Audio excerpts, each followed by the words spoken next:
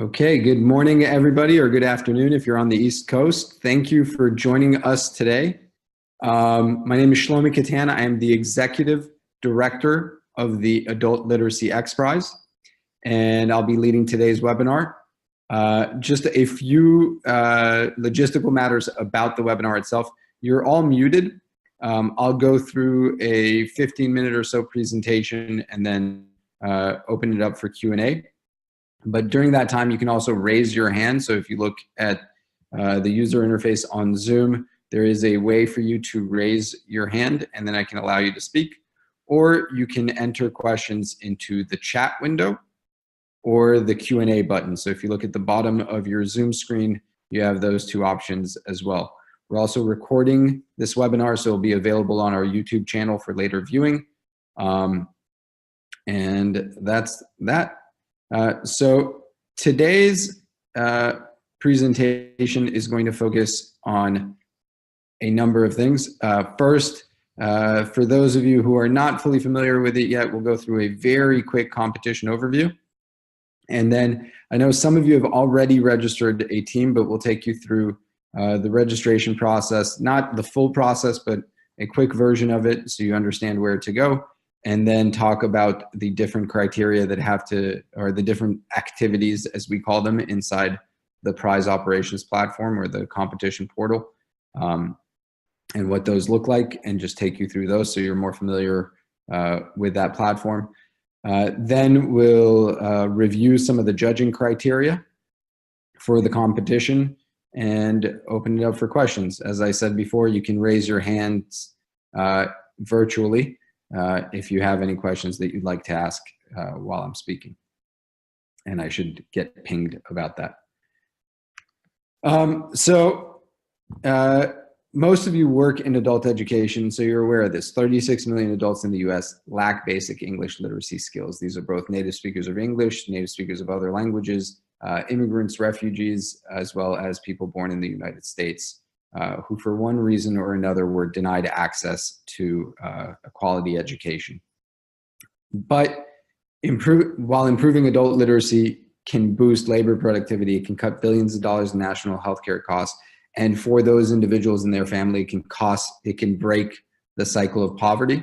Right now, only about 5% of the adult learner population in the United States could get access to basic education and English as a second language courses. That's because while we have models that work tremendously well, one-on-one, small classroom instruction, it's very difficult to scale those. And it's difficult to scale them partly because of the lack of resources, but also because adult learners can't always attend those classes or aren't even aware that those classes exist or are a potential fit for them. The way we see things at XPRIZE, that creates an opportunity. That means that there are a lot more people who can acquire these skills if we were able to get them into programs or get programs to them.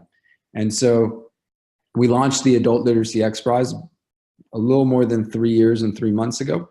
I guess 3 years and 3 months at this point.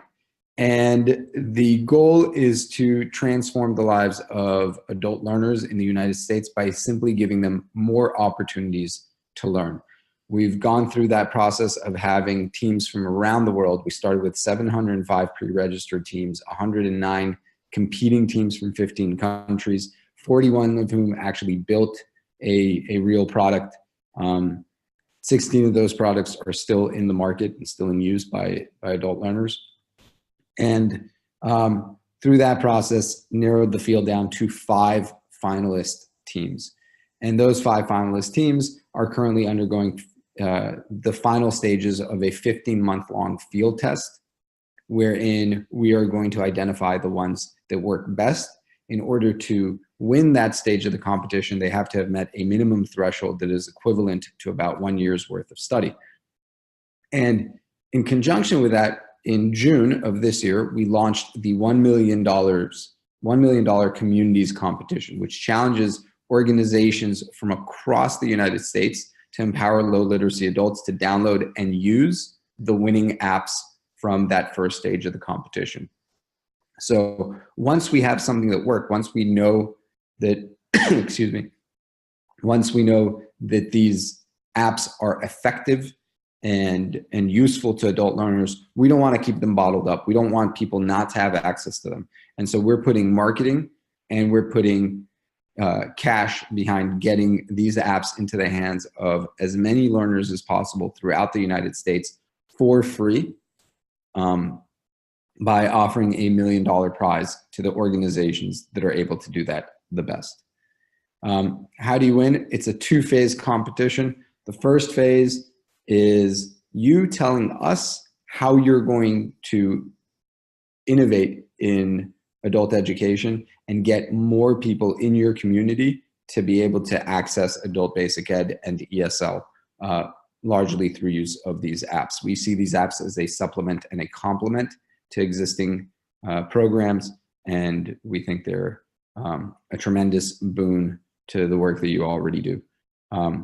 50 winners, the 50 best proposals, will receive $10,000 each. If you already work in adult education, you can look at this $10,000 as essentially unrestricted. Unlike a traditional grant where you would propose how you would use that $10,000, from our perspective, we actually just want to see your proposals on how you're going to impact the lives of more and more learners in your communities, and we'll award you $10,000 for great ideas. But then, as long as you use that $10,000 to benefit adult learners, we don't care how it's used. The reason is that in that first phase, we're really trying to identify the best ideas. After the close of the competition, we're going to make those proposals public, which will allow organizations from around the United States and in other countries as well to adopt some of those best practices. In the second phase, the 3 competitors who recruit the most people to download and use these free proven effective apps will win an additional share of $500,000 split into 3 purses: a $350,000 purse, a $100,000 purse, and a $50,000 purse, based on the tier in which you register, which essentially amounts to how many people you intend to recruit. So those are the 2 phases. Phase 1 is ongoing from now until December 21st, 2018. Phase 2 runs from April through August of 2019, and I'll go into the details of that later. So now that I've given an overview of the competition, I want to take you all to the competition portal and kind of walk you through the process of registering. So those of you who have not had a chance to do so will be familiar with it. So the first thing you do is you go to communities.xprize.org. I believe you can see, I'm going to make sure that you're all seeing the right screen. So you go to communities.xprize.org, as I typed up here in the URL. That takes you to our landing page. And here you can learn more about the competition. We have the guidelines, the scoring criteria, as well as the document explaining how we're normalizing scores in phase 1. And then you can register, and you'll see this yellow bar up here that says register. You click on that, and when you click on the register button, it will take you to the sign-in page. You can click register here at the bottom. If you don't already have a login, you can also sign in with your Google, Facebook, or LinkedIn accounts. I'm already signed in, so I'll take you to that. So when you sign in, if you have not created a team yet, you'll be asked to create a team. And we'll, in the next couple of weeks, be sending out a video tutorial on how to do that. But in this case, I've already created my team, and I just want to take you through this. So when you're in this portal, and we call it POP, which stands for Prize Operations Platform. So you'll see pop.xprize.org, and in the future, if you want to log in, you just go to pop.xprize.org. You choose the prize for which you are competing. That's the community's competition of the Adult Literacy XPRIZE. And then you'll create a team. When you don't have a team, you'll see a create team button. down here in the right corner, I already have my team. And so I want to take you to what that team page looks like and what the resources are that are available to you so you can access those. So your landing page is an overview. You'll have an about team section and your team members. You can add team members by going to manage team and inviting more team members through here. Those team members will be sent a link via email that asks them to create their, to register on POP and then join your team. You can also, in the team profile, add more information.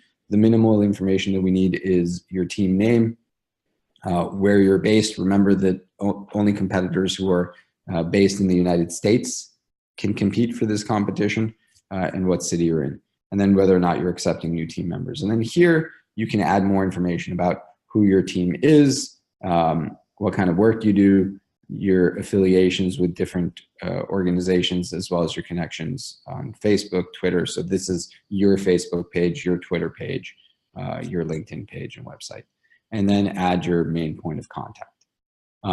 So that's the team information there that we ask you to fill out.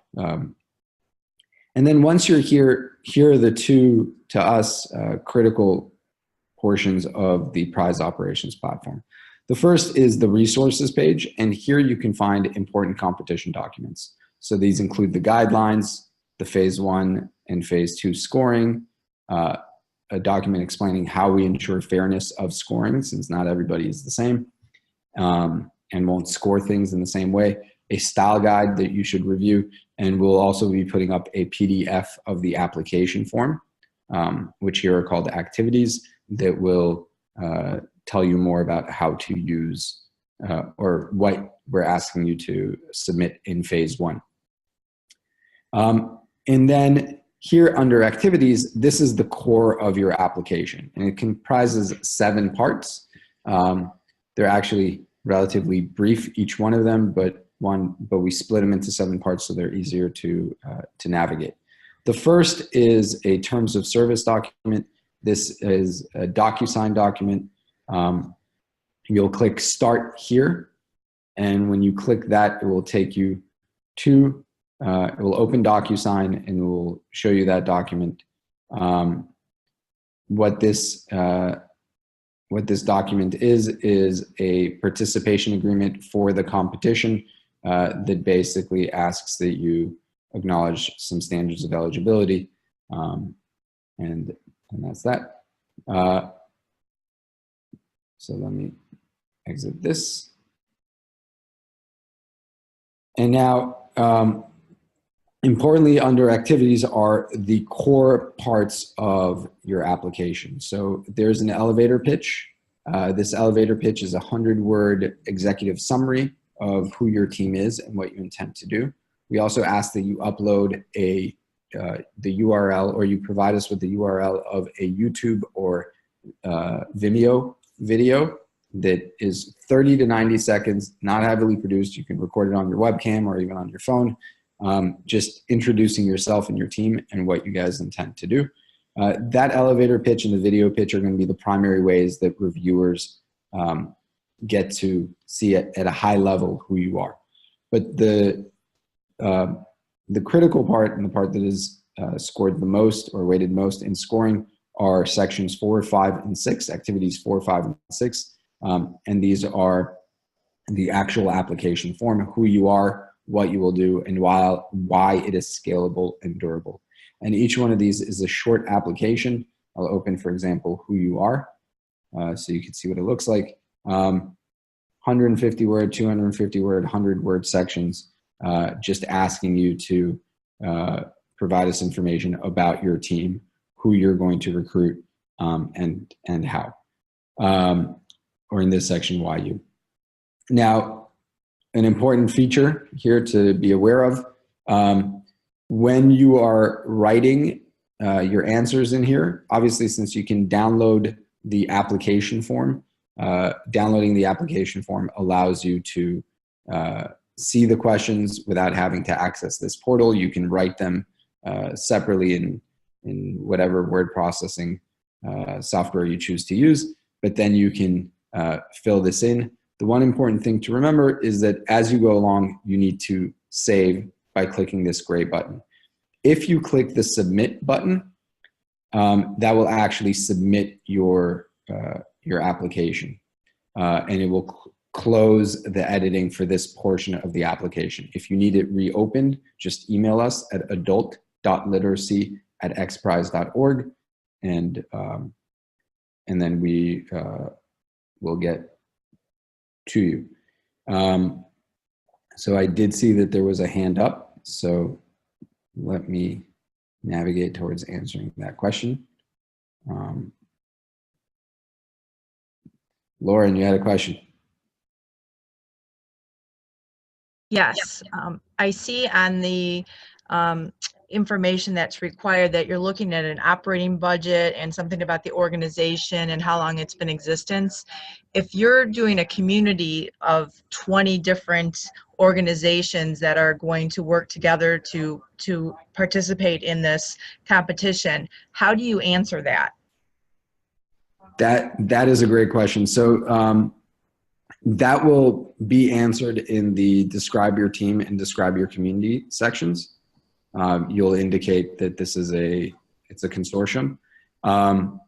In that case,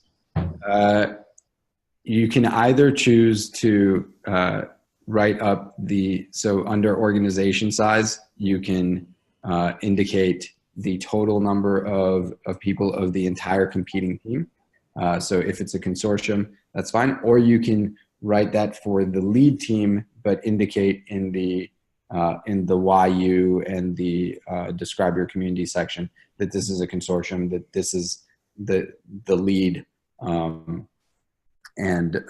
that the overall thing is broader than that. These drop-down menu questions are informational. They're not scored. And the main reason that they exist is for judges to be able to determine feasibility. But so for example, if I sometimes use the example of if somebody said, hey, our community we're going to get some celebrity to tweet about this, and that's going to get a bunch of people activated, then to demonstrate that that's feasible, that competitor would have to show that they actually had a real relationship with the celebrity they were trying to get to do that work. So in these cases, that's why this organization size question exists, and why the operating budget question exists. It's to ascertain the level of feasibility, but they're informational and not directly scored. But that's a good question.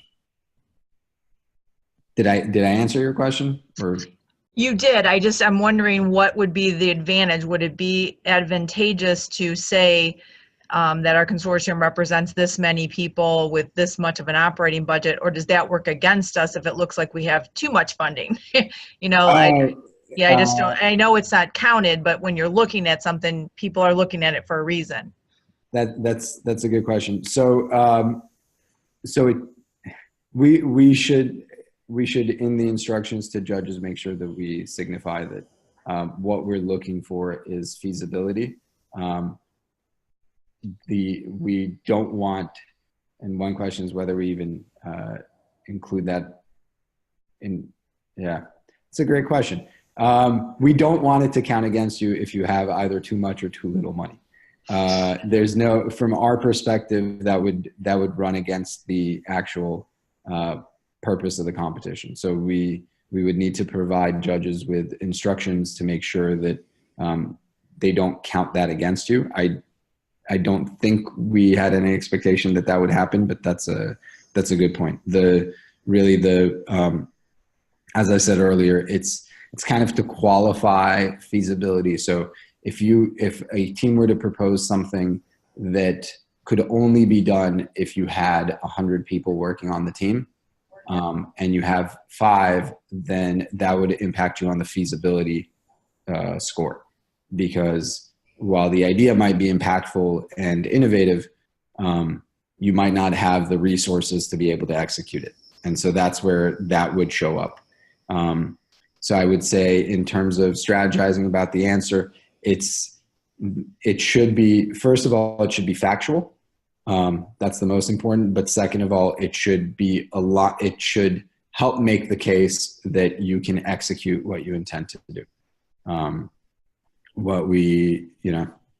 So generally having too much money would not cause a problem there, but not having enough would require an explanation of how to get those resources.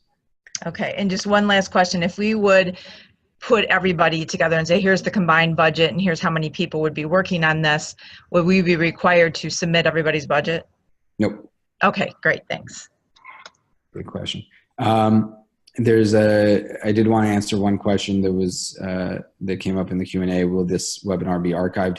Yes, we are recording the webinar, and we will put it on our YouTube page so that people can view it there. Okay. So I'm going to take us back to the activities here. So you answer these in there. As I said before, you will, if you click on this yellow submit button, that actually submits that portion of your application. If you click it accidentally, there is a confirmation, right? So it says, are you sure? But when you're going along and you want to save something, you click on the save button, and that's what's going to save your application. Okay. You can click this back button to get back to the other activities. And so you have these different sections that need to be completed. And then finally, we do ask that you upload sample recruiting materials. So this is whatever marketing material you're going to use. We're not asking you to submit all of it. We just want some samples. The reason is, and this generally does not impact organizations that work with adult learners much, but one of the reasons is that we want to make sure that whatever recruiting material is being put out is respectful of adult learners and doesn't say anything that we'd be concerned about. And secondly, we want to make sure that it aligns with the style guide, which again, you can download through the resources page. So there are certain rules that we have about how you use the competition logo and what claims you can make about your affiliation with the competition. So that's the POP, as we call it, the Prize Operations Platform. And encourage you to, if you haven't yet, get familiar with it. You can also, as I said, see the guidelines and other materials on our website if you don't yet have if you do not yet have a registered team or a registered account here. So here you can see this fairness document and guidelines and scoring. And so now I want to go a little bit into the scoring of phase one and or the judging criteria, take you through those criteria. I mentioned a couple of them already in answering the earlier question, and then allow you to ask questions for that. I do see a question here. Great question. So Veronica asks, are any of the apps being developed, adapted, or targeted for non-English speakers and learners? That's a great question. We have been testing the 5 finalist apps with both native speakers of English and native speakers of Spanish. And to qualify for the communities competition, they have to meet that minimum threshold of performance with both demographic groups. The apps work for learners of many languages other than English and Spanish. We know that there are users of these apps outside of our field test using who speak other languages as their first language. And we have reason to believe from the teams that they're effective with speakers of all those different languages. we want these apps to be distributed to as many learners as possible. That means going beyond English and Spanish for sure. For the purposes of field testing, we had to focus on just one non-native English speaker group. Because there are more Spanish speakers than other groups in the United States, we chose to go with that one. Another question, if the team is US based, but some of the learners reside in other countries, can these learners be part of the project? Good question. So the learners that will be counted towards your total tally must reside in the United States, and we're going to ascertain that through how they downloaded the app. So we won't count learners who are outside of the United States. That being said, you can distribute the apps to these other learners, but they simply won't be counted in the total tally for phase 2.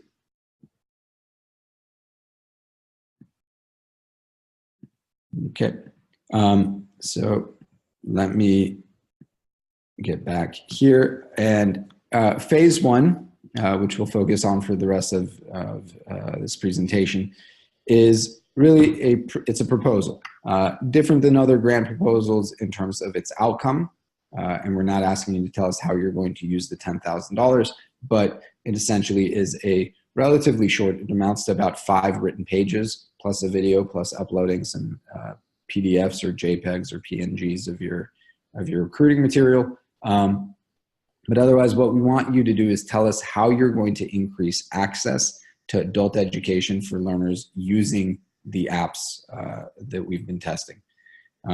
These proposals will be judged on 5 criteria: potential for impact, innovation, feasibility, scalability, and durability or sustainability. Those are the 5 criteria. What do we mean by impact?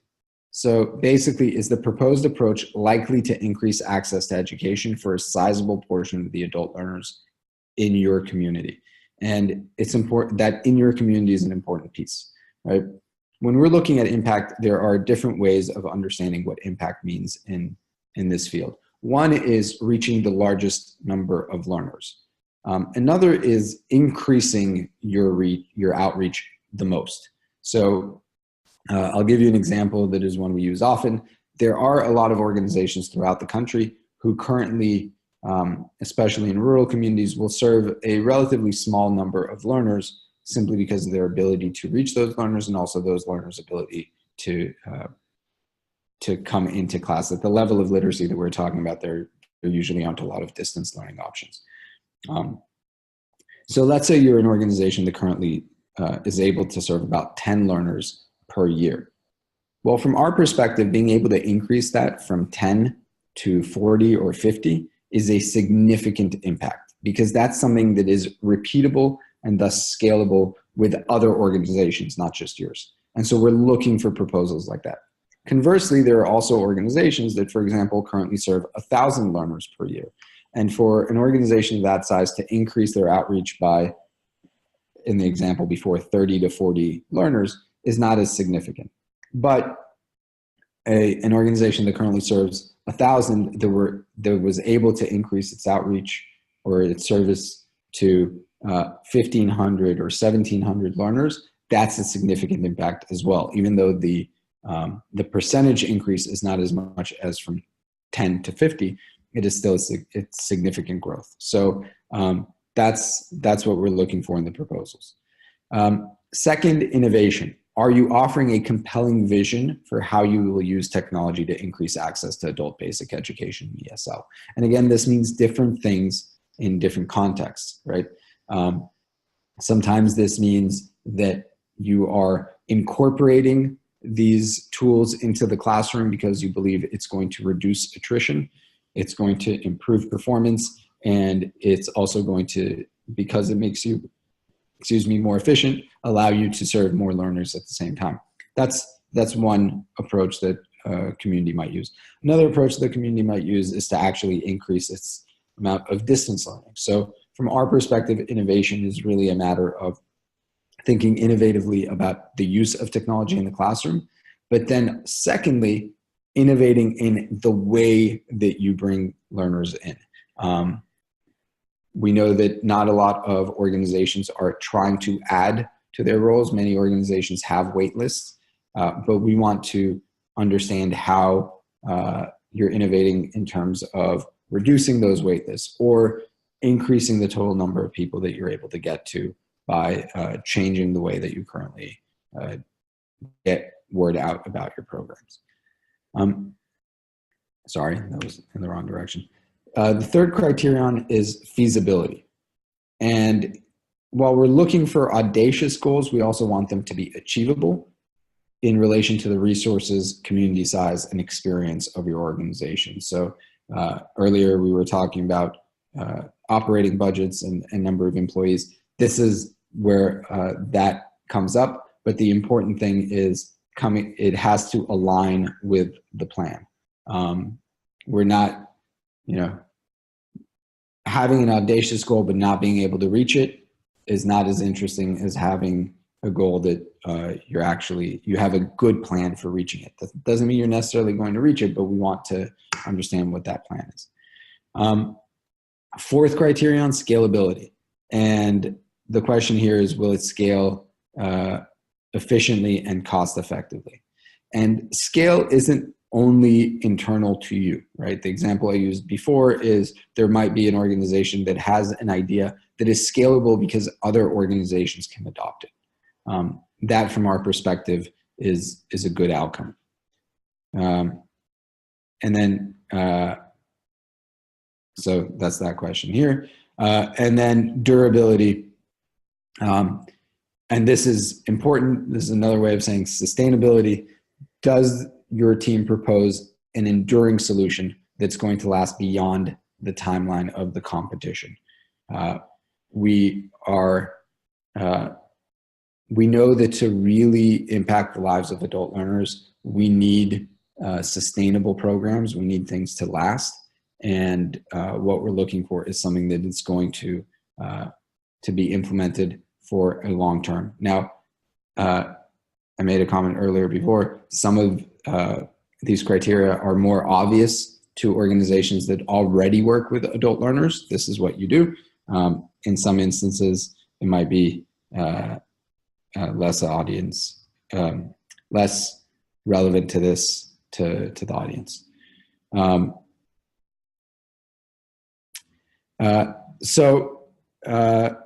What do great proposals look like? One, they are transformative, meaning they're very impactful.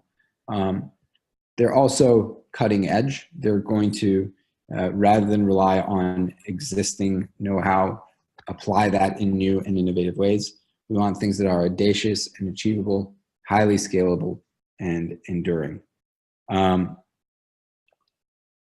Now, you can learn more about the scoring criteria by going either to the POP and viewing them here.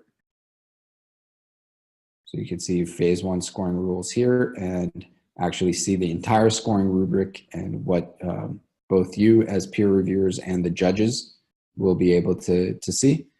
You can also view the scoring rubric on the website. So if you go to communities.xprize.org and here in the navigation menu, you can see the guidelines, but also phase 1 scoring as well as phase 2 scoring, and view that information right here. Now, finally, there's the question of fairness, because when you do scoring like this, you want to ensure that that everybody's getting a fair shake. And so here you can review this document. It's how we ensure the fairness of peer review, but essentially what it boils down to is normalization. And the way we're going to normalize, there are different ways to normalize judges' scores, but the way we're going to do it is to take your average score, your mean score, for all of the scoring that you apply as a judge, right? So we're going to take the judge's mean score, sorry, not your as a team, but we're going to take each judge's mean score and standard deviation. And then we're going to take the mean score and standard deviation for all judges together, and then adjust an individual judge's score so that it is the same as those other judges. What that allows us to do is then look at all judges the same. And the reason this matters is you might have judges who are more lenient and others who are stingier. So you might have judges who score everybody on a scale of 0 to 3, and other judges who score everybody on a scale of 2 to 5. That's one thing. Another one is you might have judges who spread their scores across the range. So a judge who goes from 0 all the way to 5 and everything in between, and other judges that are more binary, who don't spread their scores around as much and might only give 0s and 5s. And so by using both the mean and the standard deviation, that allows us to calculate how different judges would score the same thing. And so that ensures that we have more fairness. I mentioned peer review. The judging process is that first, all the teams that submit an application will review 5 other teams' applications. That will narrow the field down to a maximum of 100 competitors, who then go through the expert judges review. The expert judges will then select the 50 teams that are awarded $10,000 each. Anybody who completes a phase 1 application, whether or not you win that $10,000, is still eligible to compete in phase 2, but you must complete that phase 1 application. So you have to go through this and give us your elevator pitch, your video pitch, and your application form to be eligible to compete in phase 2. Why are we doing that? We want to know what people's plans are. And this, again, largely applies to organizations that don't currently work with adult learners. Before I open this up to Q&A, just a quick review of the competition timeline. You must register your team by December 8th of this year. Submit your application form by December 21st of this year. In all cases, when we refer to a date, then the deadline is 5 p.m. Pacific time. So if you're on the East Coast, that will be 8 p.m. your time on that date. And then we'll go through peer review and judging into March, announce the milestone award winners around mid-March. During that time, from December 21st until April 1st, we call this the prep phase, the prep for deployment. And during that time, we're going to provide you with resources and information on how to get the apps into people's hands and work through some of the technical details of that. You'll be able to become more familiar with the winners. There will be a maximum of 3 winners. So while you can currently access the products developed by the 5 finalists, you'll have this period of time of just over 3 months to become more familiar with the apps you'll actually be deploying. And then from April 1st through August 31st, 2019 is the deployment phase, with the winners of that phase 2 announced in September 2019. In the guidelines, we have some explanations of the process, but this is another look at it and how the whole process works. And if you haven't already, to get started, as I said at the beginning, visit communities.xprize.org, click on the register button, register yourself, create a team, and start your application. And so now I'd like to open this up to questions. I do see that Patty has her hand up. So Patty, if you'd like to go ahead and ask your question.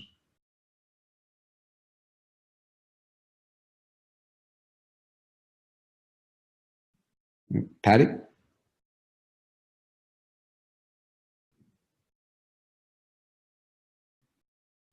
Sorry, I can't hear you.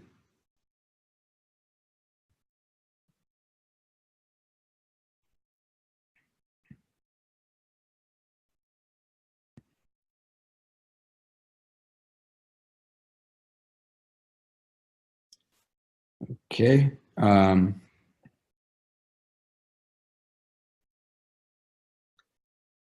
So Patty, I can't hear you. So if you want to put your question in the chat or Q&A window, and I'll answer it that way.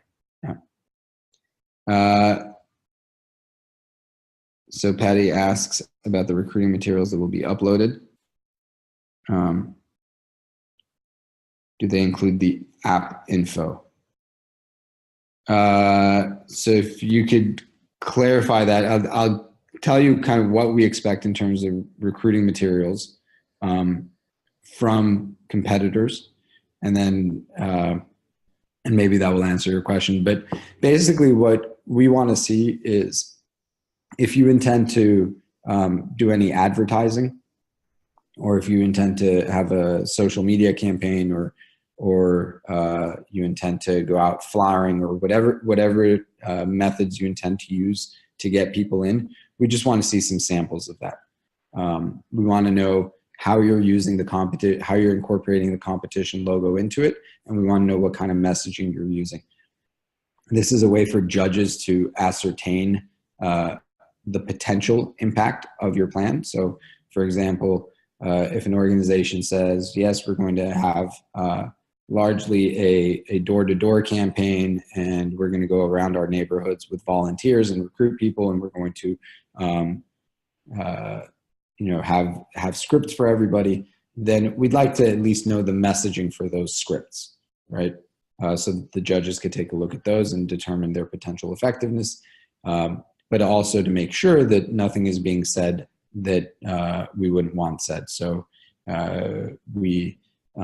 one very clear example is we are protective of the XPRIZE brand, and we want to make sure that people are not implying that XPRIZE is affiliated with your team, just that you are a competitor. So that's the type of review we go through. The style guide provides more information on that, but really it's for the judges to be able to see how you intend to recruit learners, and be able to weigh in on the potential effectiveness of that. We don't need to see every piece of marketing collateral that you'll produce, just samples of it. So I hope that was clear. I'll take these questions as they come in. Veronica asks, if you're chosen as one of the 50 teams in phase 1, are you still eligible to compete in phase 2? Yes, absolutely. And then Gene Hillman asks, how will you tell which team gets credit for the download in April when someone gets the app from Google Play? Great question.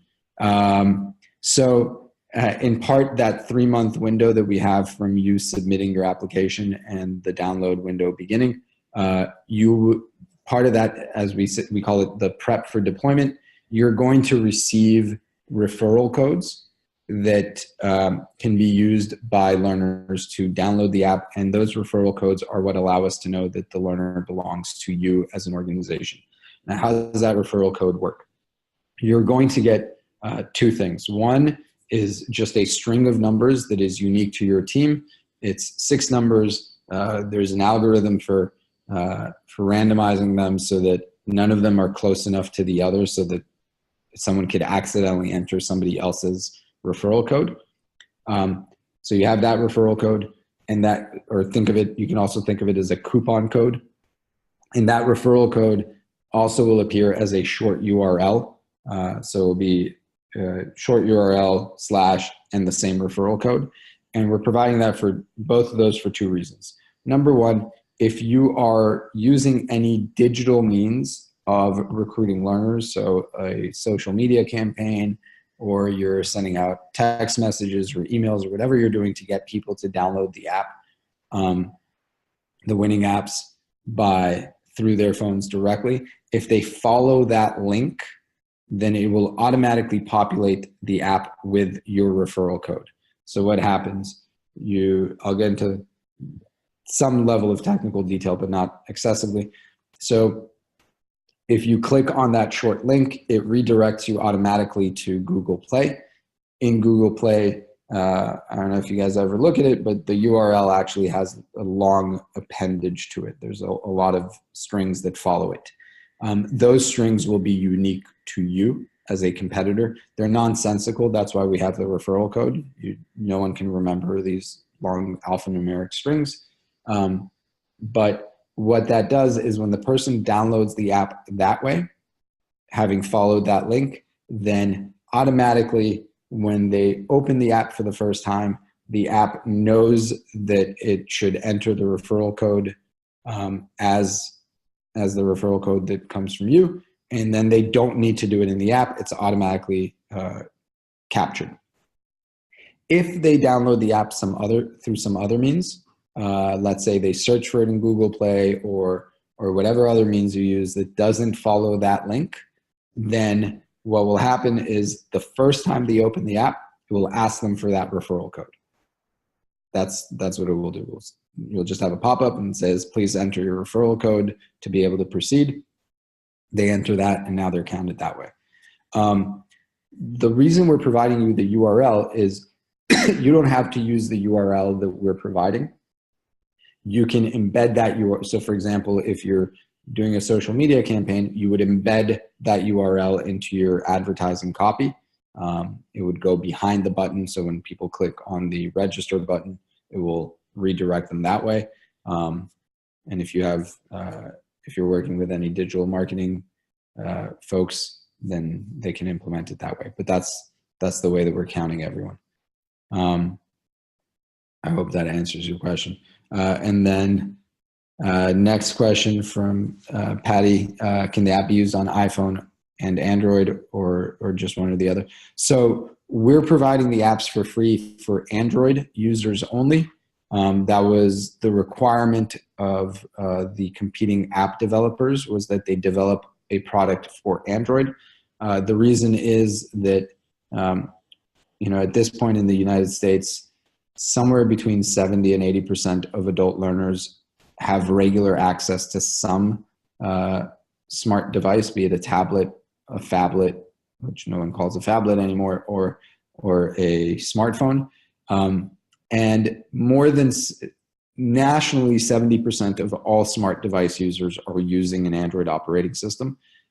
That's even more the case with low-income smartphone users. So that's why we only require teams to develop for that. There are complications in developing for multiple platforms that we want to reduce those complications for competing teams. With that, some of the teams in the competition do have an iOS version of their apps. Some of them have even more platforms that they're available on. And if you go to the adult literacy website, you can view those. But one of the things that we are going to do is in about 2 weeks, so on October 15th, through POP, on the resources page, we're going to provide information on how to get free pilots of the 5 finalist apps.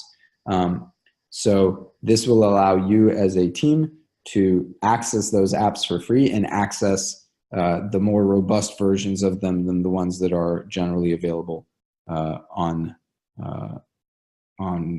Google Play for free, right? So these are the more robust versions of the apps will be available to you through that, and if you register on POP, then you'll get an email as that becomes available. We're rolling it out October 15th, and that will run through December 31st. You'll have free access to these apps and to download them. So another question, our program has learners that are from out of the country, but will come to our campus at various times of the year when they are at our location, but they're from, okay. That's a good question. So I'll have to think about that. Generally, the way we are tracking the location of users is where their phone is registered.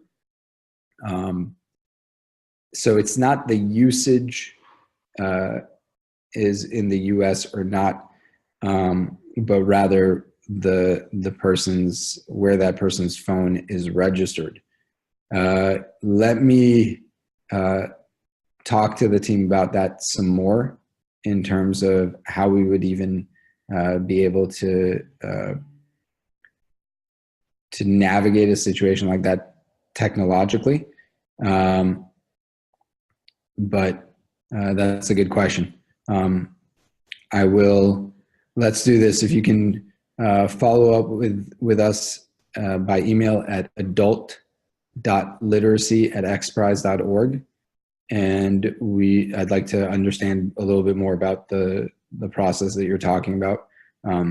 I imagine something, and then once we are able to come up with a better answer, we'll share it with the entire group in an upcoming email. But thank you for that question. So another question, will only Android users be counted? How long will Android apps be available for free to new learners? Great question. So the first question, yes, only Android users will be counted in the download. I know that feels like it excludes a lot of learners. In our experience, again, the vast majority of adult learners who have smart devices are using an Android device. In our experience, it's close to 80%. But we are aware that there are others who unfortunately would not be able to access these tools through our program. And then how long will they be available for free? So from April 1st to August 31st, 2019, anybody who downloads using one of those referral codes gets the app for free during that period, and then until August 31st, 2020. So essentially it's about an 18-month window that the apps are available for free. They're available for free for at least a full year to anybody who downloaded during that download window. So if you download even on August 30th of 2019, then you know that you will have at least a full year where that app is available to you for free. The competing app developers cannot charge learners for their usage, and they cannot charge you as competitors for the learner's usage. There are features that are not learner features that are available to organizations, and you can choose to contact the app developers about getting access to some of those features. Usually those are features that are not about they're about using the apps in the classroom, and you can inquire about those, but teams are not allowed to require you to use those to have access to the apps and their content. The apps and their content and the learning material and everything that allows the learners to make progress has to be available for free. Can you track students? Another question that has come in, can we track our students' usage for distance learning hours? Great question. That is, so we are not enabling that. But again, you can reach out to the app developers and see what's available. The information that we are providing in terms of usage is how many downloads you have and how many of those users have used the app for at least 3 separate days. We're considering allowing you to request other data about learner usage, but we are actually completely blinding the data so we're not collecting any identifying information on the learners, which means that from the data that we have, you won't be able to know which learner is which. So from us, you would not be able to track those hours for distance learning because we are essentially making sure that no one is, and there are, in this political environment, obvious reasons for us to want to avoid any collection of personally identifying information, but we're choosing to really have a stark line and not collect people's names or any other identifying information. Therefore, what we have is not, on our end, would not permit you to know who the learners are. But if you were to develop some other means of doing that, then you could.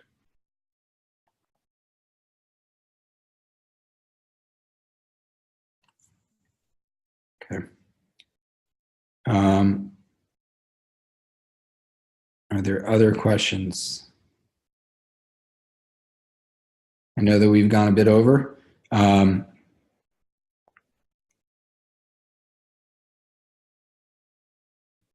Oh, that's a great question. So Stacey Early, how do the developers know if people are using the apps and not just downloading as far as being effective and sustainable? That's great. So in field testing, we actually are collecting that information. We're both pre-testing and post-testing all learners. Our primary method of determining the effectiveness of these tools is the performance on the gains in performance between pre and post, and we are collecting usage data during that time. Again, in this part in in field testing, it's linked to student IDs, so we're able to track that. But during the communities competition, we're not going to be tracking that information. The developers have their own tracking systems, excuse me, their own tracking systems, and they're able to collect that data as well. And as I said, you can speak with them about accessing that data, but XPRIZE is not going to collect or make that data available. We will have data on overall usage, but again, we're not identifying the learners on our end during the communities competition.